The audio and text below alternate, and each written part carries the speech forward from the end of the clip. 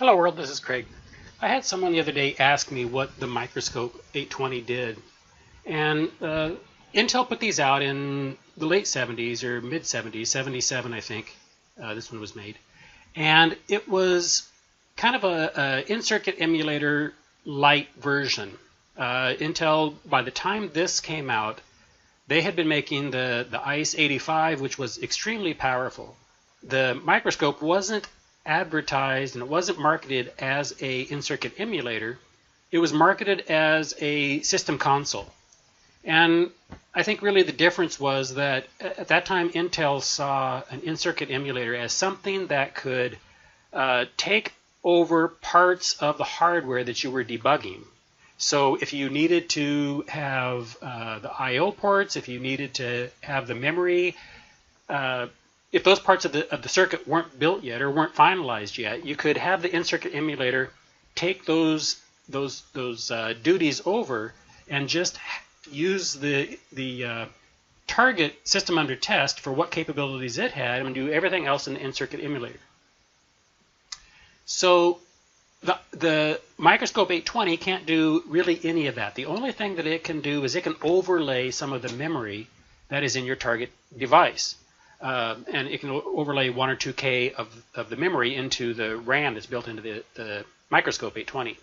So it wasn't really an in-circuit emulator, and I think that's probably why they marketed it as the system console. And that's a good name for it because this allows you to basically look inside your processor to see what's going on. It lets you look at the registers, it lets you look at the I/O ports, the program counter, and that kind of thing. And we'll fire it up in a little bit and look at it.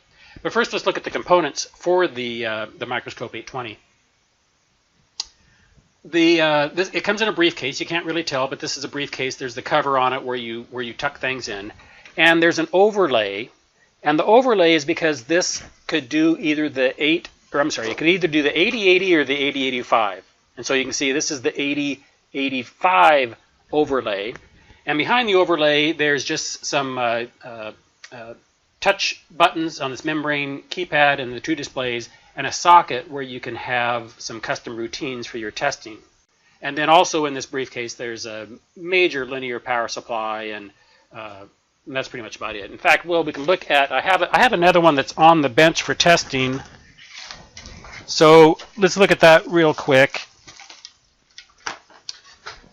This is the display.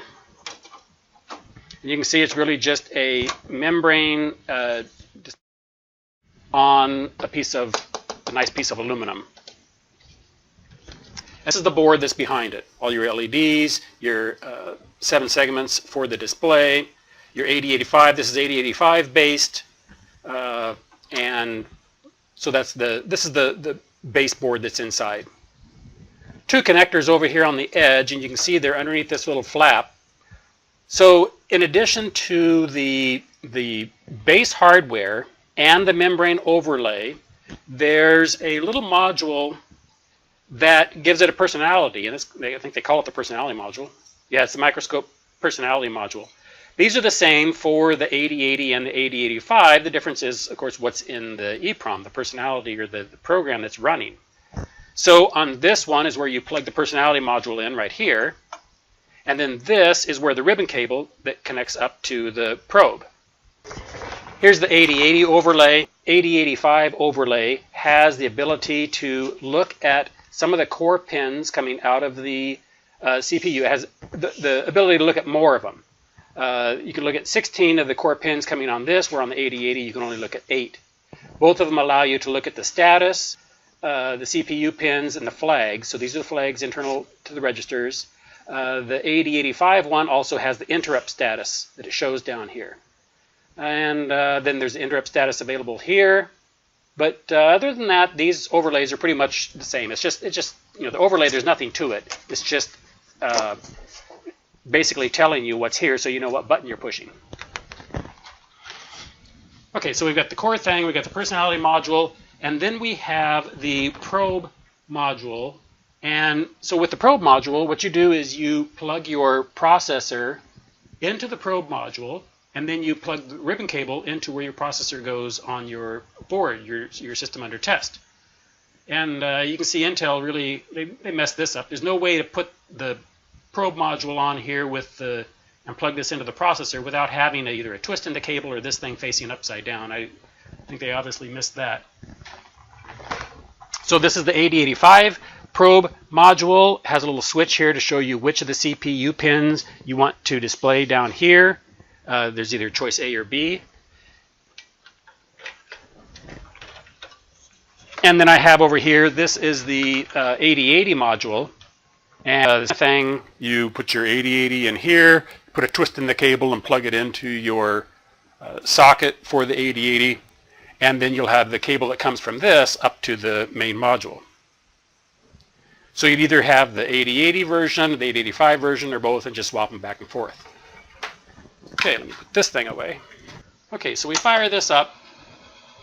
You can see what module we have in it.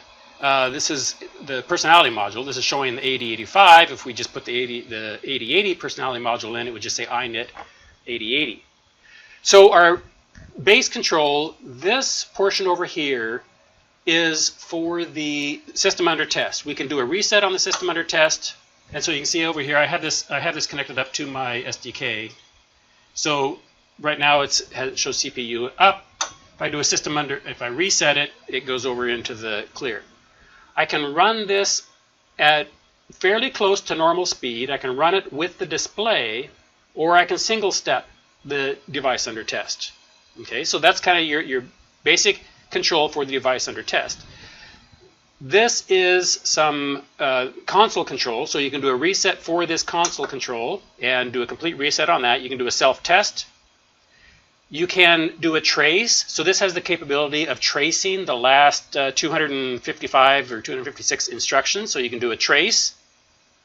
You can overlay memory, which means you take the RAM that is in this and overlay it onto your device. So, for example, my SDK doesn't have anything at memory address 3000. So I can overlay memory. I give it the address. I say overlay 2K of memory at 3000. And so now, whenever the code that's running over here looks for memory at the address 3000, instead of finding it onboard, it'll come over here and get it out of the microscope. These are my controlled inputs.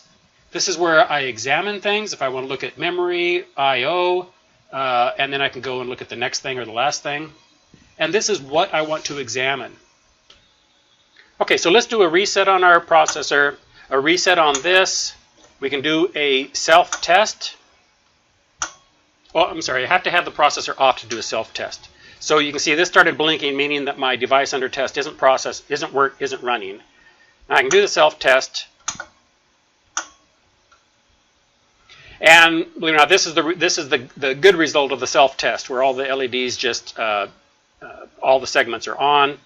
I can look between. I can switch the self-test between all of the LEDs on the back and the 7 segments. You can see I got a bad 7 segment right there that's stuck on. Okay, so that's a successful self-test. Complete that. Let me turn my processor back on. This stopped blinking. Reset everything. Now I'm going to do a halt on the processor. And I can examine things. It says select, what do I want to examine? And you use the keypad here to choose what you want to examine. So let's say let's examine the stack pointer, which is E. So I press an E. Oh, and this is one thing that's different between the 8080 and the 8085 overlay is they made the 8085 a little bit more common sense. So, for example, to look at the BC pair, you press the B, where on the 8080, to look at the BC pair, you press the A, and then everything is one off. So the 8085 one's a little bit more common sense. So you can see this is the stack pointer in the little SDK, and that's what it's doing. I can say run with display, and then what do I want to look at? Let me look at the stack pointer again, which was, I'm sorry, the program counter. So you can see here, I'm not sure before if I said stack pointer or program counter. I was looking at the stack pointer before. This is the program counter. It's tooling along here at in 03. It's in a little loop. It's waiting for input from the keypad. Another core function I didn't mention is the breakpoint. You can have the microscope interrupt the processor whenever it gets a breakpoint, and it's a 32-bit condition for the breakpoint. You put in 16 bits worth of address, you put in a data byte, and then you put in a status byte. And there's also a mask, so you have to put in first the condition, what you're looking for, and then you put in the mask to tell it which of those bits you actually want it to look at. And as soon as it gets to that value, whatever it winds up being true, you can have it do a halt, or you can have it count how many times it's gotten to that point, or you can have it do an address call, in which case it'll run some little program that you have in the ROM up here in the little socket. Okay, so what I'm going to do is take a little pause here. I'm going to put a very simple program, just a loop program, in the STK85 so that we can run that. Oh, one more thing I also wanted to mention before I do that on the 8085 probe. One nice thing that the 8085 probe has is 4 digital inputs. It's got a little connector here. You can put on the little DuPont connectors even and put them around your probe, on your device under test, and measure the 4 inputs. And those will also show up over here. Okay, so I'm going to put a little code in the SDK, and then we'll come back when that is when that's done.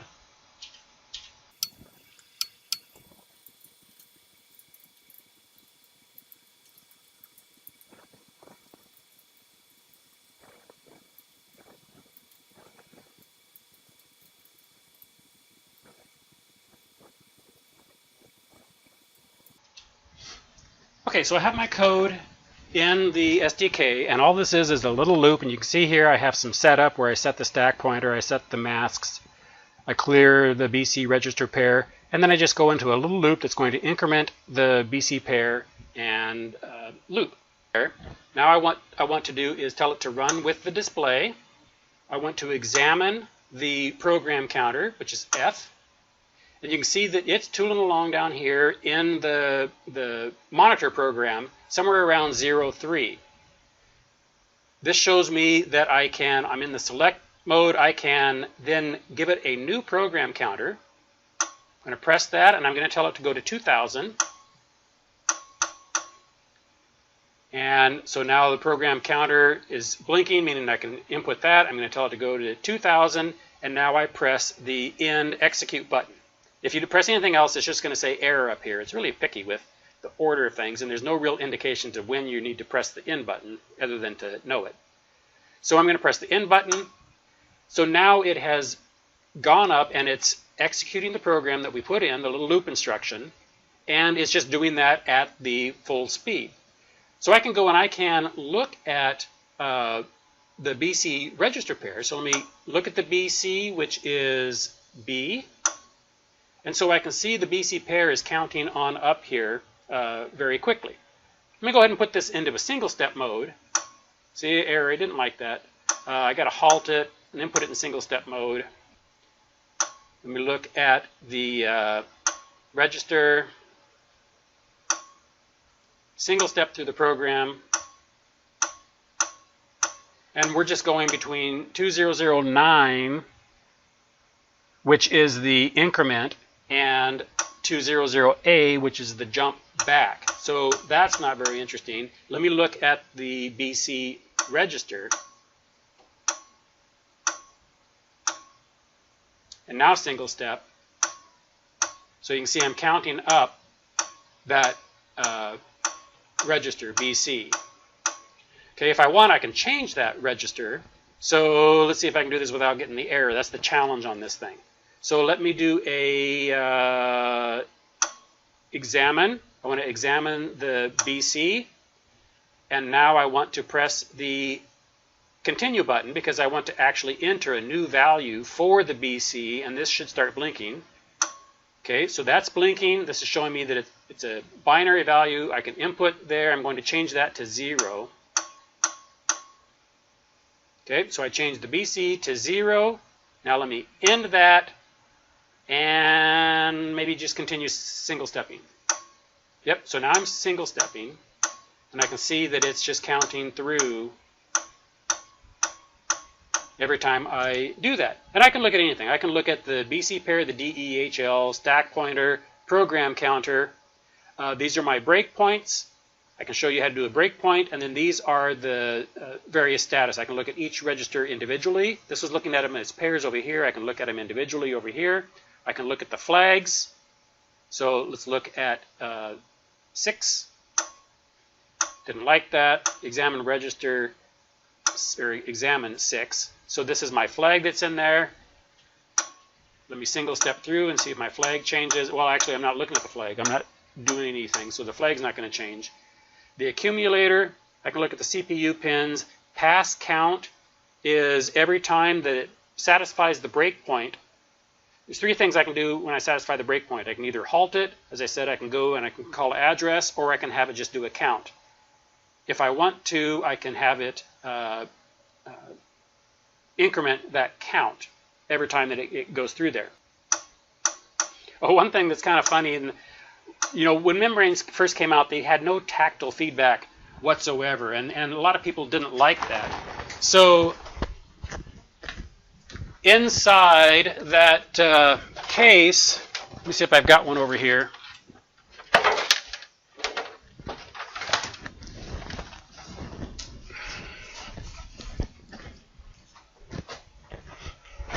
So this is the power supply that goes in there. And since people didn't like the non-tactile idea or feedback of a membrane keypad when they were first new, this was kind of a common thing to do at the time. And that is just put a little solenoid in here that every time you push a button, that solenoid pulls in to just give you a little bit of a audible and tactile feedback on that. So when you hear something, when you hear me push a button here, that's what's happening, is it's pulling that little, just to tell you that you actually got a successful push on the button. So the last thing we'll do is actually put in a breakpoint. And so the way we do that is we get out of this error. Let's do a reset of this. First thing we have to do is put in a condition for the breakpoint. And we are going to do a condition. We want it to, when it gets to a certain memory, and so we're going to enter the memory location we want it to count. And so we're going to put in, if you get the error, you got to start from the very beginning of the sequence. Okay, so enter the breakpoint. I think I have to press the memory button first. Nope. Enter the breakpoint. What do I press? I press the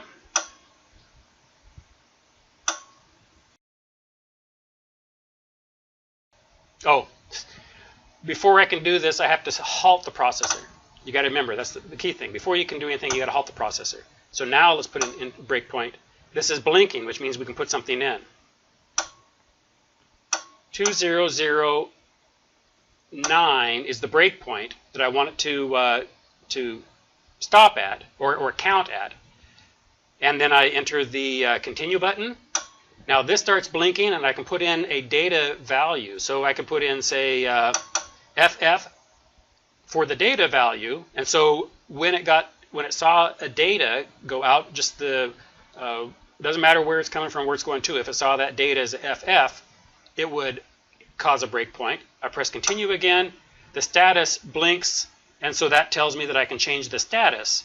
And I can put that by either putting in a number here, like 25, or if I want, I can just press the binaries down here and say, okay, well, this is my status bits. I want whenever S0 and S1 are both 1, and we turn off the memories here, and I'm doing an IO, M is 1. So that would be my status, for example.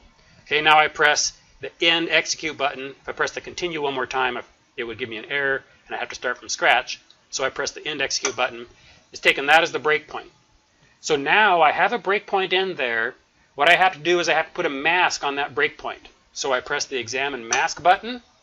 This is my mask. Any place it's a 1, it will look at that. So the address is FFFF, so it will look at the address and let that through. Anytime the address matches, it will use whatever I have as my condition and cause a breakpoint. These are all 0, meaning it won't use either the data or the status bits to cause a breakpoint. Okay, so I'm going to leave that like that. I'm going to press the condition or the continue button. That one's blinking. I'm going to press the continue button. That one's blinking. So now I'm going to press the end button to get me out of this.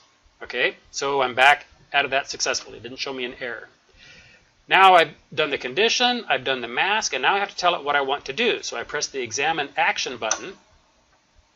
These are my choices. I can either do a halt. So 3 will give me a halt. And I don't remember if I press the 2 or if I press the continue first. Nothing's blinking. I think I'm going to press the 2. Yes. So this would call the address in the ROM. And see, nothing was blinking, but just entering the data was the correct choice in this case. So this thing's really, sometimes it's just not consistent. But if I want to do a count, I press the 1. And so now it's going to do a count. Okay, and now I think I have to put in a count. So to put the count in, I have to press the continue. Count is blinking, and I'm going to say 0, 5. So when it does something, when it hits this address 5 times, it's going to halt. Okay, so we have our examine condition in for our breakpoint. We have our examine mask in, and we have the examine action in. So that's all taken care of. We are at our program counters at 2000A. And so now let's put it into halt it. So let's get out of this. We can examine our BC pair. Let's go over to that. That has a 3B in it. Let's change that to a 0, 0. Okay, and then enter that. Now we can single step, and if we single step it, let's do it. Examine our BC pair again. When we single step, you can see we're stepping through that. What should happen is if I let it run with the display, it should hit the 2009 address, do that 5 times, and then halt. So let's run with the display. And so you can see it's adding, well, it's actually adding 6, right? And adding, and then halting again. So it halts the processor every time. Now, one thing I can't explain why, and that is you can get this into a mode where sometimes the breakpoint LED means that the breakpoint is enabled, and sometimes it means that it's not enabled. So right now the LED is off and the breakpoint is running because it's doing this. If I press the enable disable button for the breakpoint, so now that's on, and if I press this, it's just going to go, it's just counting like mad. But as soon as I turn that back off, then the breakpoint is enabled again. Not quite sure how I get into this mode and how I get back out of this mode other than to press the reset. You press the reset, though, then you have to put everything back in from scratch. Okay, I think that is the MicroScope, at least the high points of it. And so if you are interested in getting one of these, you go out, you buy it. A few things you need to make sure. It'd be great if the whoever's selling that can turn it on and then just press the reset. You don't have to have anything connected to it. In fact, you have to have the target processor off. Press a reset and then see if that comes up. That's very good news. If that comes up, it means that you have the module plugged in. If you have the other module, it will come up, the other personality module. Now you reset, it'll say it's the 8080 version, so that's great. Make sure that you've got that version, that you have the membrane overlay, but that's not a big deal. You could, if you had to, make one overlay the same as the other. And you need the MicroScope probe itself, the 2 cables you could actually make if you had to. And then if you can really get the seller to do something for you, have them press the self-test. Make sure the display comes up to these all on. Meaning that it passed. There's like 10 or 12 self-tests, and it would give me the address and the failure of the self-test if it didn't pass it. So that's the Intel MicroScope 820 in a nutshell. It's a great little tool if you're doing any 8080 or 8085 software development. Okay, well, thanks for watching. I'll talk with you later. Bye.